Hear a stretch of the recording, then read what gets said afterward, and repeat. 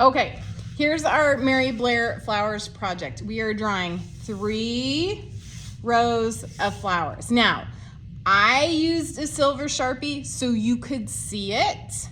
When I did a pencil on the video, you couldn't see it. You will not be using silver Sharpie.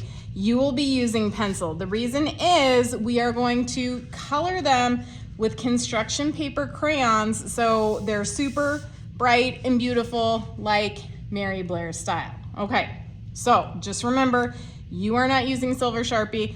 I'm only using silver Sharpie so you can see it on the video. I have my drawing guide. If you would like to follow these steps, you could copy it exactly. If you want to get creative and make your own kinds of flowers, absolutely do that. I'm going to show you the drawing guide way so that if you're like, I have no idea how to do this, just do it like this. So in the drawing guide, here's my rose. I kind of want you to see that. It's 3 different sections. Okay, I'm gonna start in the middle, just like my drawing guide. I'm gonna start with this first flower. When you're drawing flowers, I want you to think shapes. We're making lots of circles, half circles.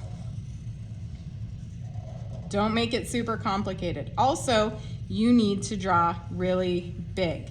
If you are drawing small, there is not enough room to color with the crayons. So this, I'm gonna have plenty of room to color in with the crayons, and I'm gonna add a couple smaller details because I like doing that. If you don't wanna add smaller details, you don't have to. Okay, and I'm actually gonna add a stem on my first flower, even though that is not on the drawing guide. And I'm trying my hardest to make my flower as big as this section, this middle section. Okay, so this is the correct way. Let me show you what not to do. A lot of you, especially because you're using a pencil, you're gonna make like these teeny tiny little flowers, and it's just not gonna work when you go to color them with crayons, okay? Because it's really hard to take this crayon and color, like especially here. That's basically impossible. So you want to keep it big. So I started my first row, and if I look at my drawing guide, it tells me to add a flower on top of my first one. Now, what I like to do is I like to start with the center part of the flower instead of the stem, because I never know how long the stem needs to be. So here's what I mean. I'm going to draw my next flower. I'm gonna do a circle and another circle. And then I think I'll do this one kind of like longer skinny petals, like this, all the way around.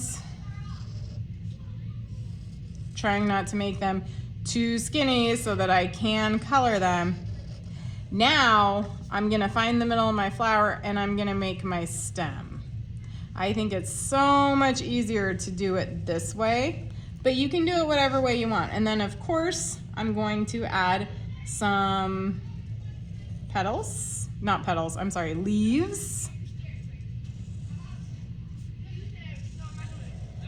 Okay, and then I would add another flower up here, and I would start on my column over here. So if you look over in step 4, I have this tulip over here. So once again, I'm not gonna start with the stem. If you wanna start with the stem, you can, but I like to start with this part. Now a tulip, it's like a U and just kind of a zigzaggy line. Okay, U in a zigzag, and then 2 lines to make your stem, and of course some leaves.